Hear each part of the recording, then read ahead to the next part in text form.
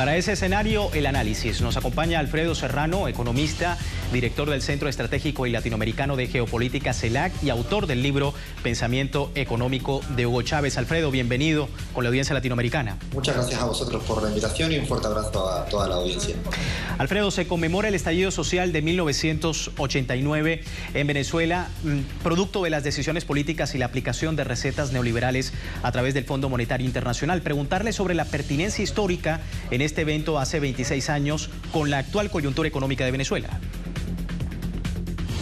Es fundamental no olvidar ese 27 de febrero, en pleno momento de hegemonía neoliberal, cuando el pueblo venezolano tenía mucho apetito por lo imposible, de una manera a contracorriente. Le dice basta ya, rechaza todas aquellas recetas venidas del norte que seguían empobreciendo a los pueblos del sur, y muy concretamente en el caso venezolano venían dándose políticas económicas utilizando incluso muchos eufemismos en economía, como el término Agenda Venezuela y otros programas de ajuste y estabilización, cuando fue justamente todo lo contrario. Era más una Agenda Washington, era más un programa de desajuste, de desestabilización y de gran empobrecimiento de las mayorías sociales, aplicando un modelo de privatización, de sacar toda la renta petrolera hacia afuera, dejando al pueblo venezolano sin ningún tipo de beneficio social. Y es importante recordarlo ahora, porque después de este periodo de tiempo, después de la llegada de la Revolución Bolivariana, que pone punto y final y que de alguna manera le da continuidad a ese Caracazo que se dio a finales de los 80 y que después, cuando llega el Hugo Chávez a finales de los 90 al gobierno venezolano, pone punto final con la hegemonía neoliberal y construye otro Estado, construye otro orden económico post-neoliberal, distinto, de transición al socialismo bolivariano del siglo XXI, que más allá de todas las dificultades, complejidades por las que actualmente se puedan estar pasando, no se olvidan que siguen teniendo resultados muy positivos en materia social. El desempleo sigue siendo bajo, la inversión social sigue siendo elevada, la desigualdad sigue estando a la baja, la pobreza sigue estando a la baja, las necesidades básicas son satisfechas en vez de esas décadas perdidas del pasado.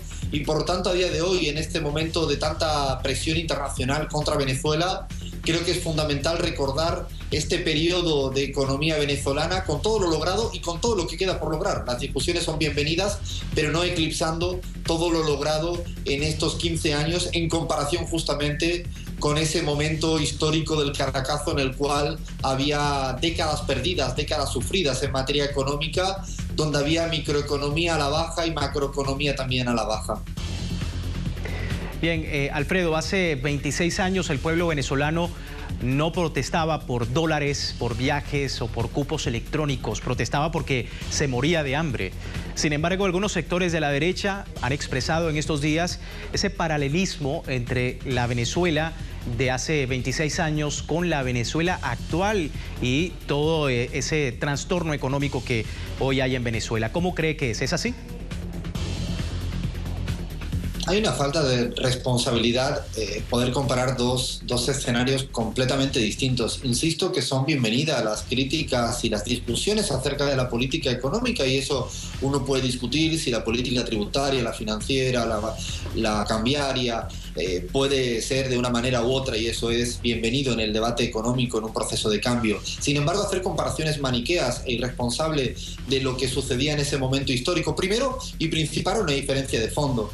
Y es que cualquier tipo de debate hoy en día se resuelve en Venezuela, con los venezolanos, con las autoridades venezolanas. La gran diferencia, por ejemplo, en la época de los 80, es que la discusión venía y tenía que hacerse con el Fondo Monetario Internacional, con Estados Unidos y otros poderes económicos de los países centrales. Eso es una diferencia que si uno no reconoce eso, no entiende cuál ha sido el cambio de época en materia económica producida después de la Revolución Bolivariana. Hoy en día no tiene uno que resolver nada con el Fondo Monetario Internacional, sino en el caso que hubiera que discutir sobre cuestiones económicas, se hace con la soberanía, con el pueblo venezolano en Venezuela, y eso es una diferencia fundamental. Y la otra diferencia que hay que aclarar muchas veces hacia afuera es que lo que son las necesidades básicas y las cuestiones sociales son en un gran porcentaje solucionadas y solventadas a día de hoy. En materia de educación, de sanidad, de vivienda, de empleo, de salario real,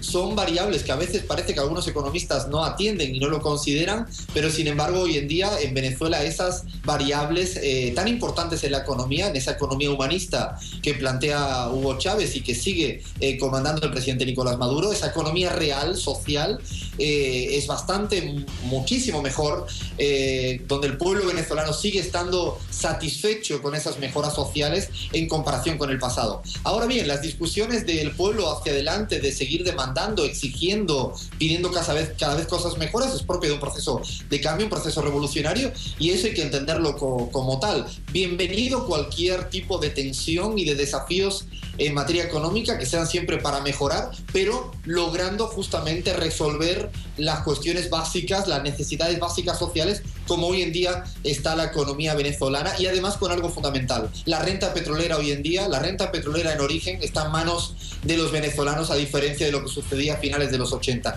Y no es un tema baladí. Y además hay que añadir que las relaciones económicas en el exterior de hoy en día con China, con los BRICS y con América Latina tampoco son las de los años 80, y son diferencias notables que hay que considerar a la hora de hacer comparaciones maniqueas. Bueno, diferencias precisamente, Alfredo, las cuales te invitamos a contrastar con las cifras de aquella Venezuela sumergida en medidas impopulares y la Venezuela de ahora. Vamos a ver.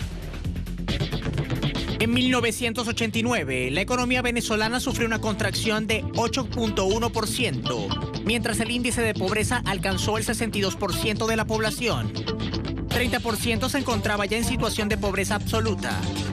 El terrible escenario económico del país fue la excusa de Carlos Andrés Pérez para entregar el país a las recetas del Fondo Monetario Internacional, que de inmediato fijó condiciones: aumentar la gasolina en 100%, lo que causó que el precio de los alimentos se incrementara al doble; establecer la tasa de interés bancario en 28%, elevar en 100% el pasaje urbano y aumentar las tarifas de servicios públicos y aceptar la supervisión del organismo durante 3 años.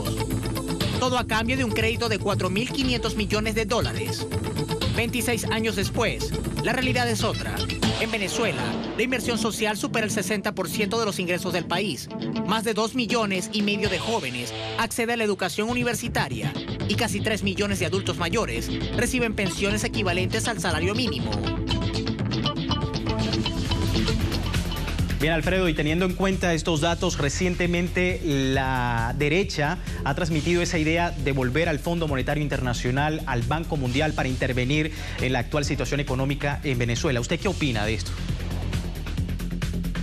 Cuando la oposición firma el Acuerdo Nacional para la Transición, y primero hay que decir que la transición no es contemplada en la Constitución bolivariana, tanto que se jactan y presumen de respetar la Constitución, pero en la Constitución no hay ninguna vía de transición. Lo único que hay es acudir a las elecciones, presentarse, y si ganan tendrían la posibilidad de llevar a cabo un gobierno, y si pierden, como han hecho hasta ahora, seguirán estando en la oposición. Esa transición que ellos plantean sigue siendo la vieja transición, la vuelta al neoliberalismo, ir a marcha atrás y volver a poner la soberanía en manos de esos poderes económicos internacionales, que además no solo fracasaron en América Latina, sino que hoy en día además también se demuestra que han fracasado en Europa, y los casos de España o Grecia son significativos. Por eso, seguir recordando al FMI como aquella institución que puede salvar las vidas de los venezolanos, cuando ha sido justamente la responsable o la corresponsable en las décadas de los 80 y de los 90, no solo en Venezuela, sino en la mayoría de los países de América Latina, de tanta hambre, de tanta desnutrición, de tantas necesidades básicas insatisfechas, me parece que no es ningún tipo de propuesta, sino es esa vuelta atrás, seguir un poco anhelando el viejo pasado neoliberal, esa larga noche y fría neoliberal. Y cuando uno observa cuáles son las propuestas del señor Capriles, de Ledesma, María Corina Machado, Leopoldo López, es algo ya visto, algo conocido, y lo que es peor es con consecuencias ya conocidas. Yo creo que si quisieran contribuir a este debate actual en Venezuela, deberían seguir mirando adelante y dando saltos adelante, entendiendo que hoy en día lo que no está en juego en Venezuela es el estado de las misiones, que permite y garantiza los derechos sociales en Venezuela, y además lo que tampoco está en juego es ningún tipo de privatización de la renta petrolera, como por ejemplo ha hecho Pemex en México, o como hay otros contraejemplos en Europa. Alfredo, así finalizamos. Muchas gracias por su tiempo.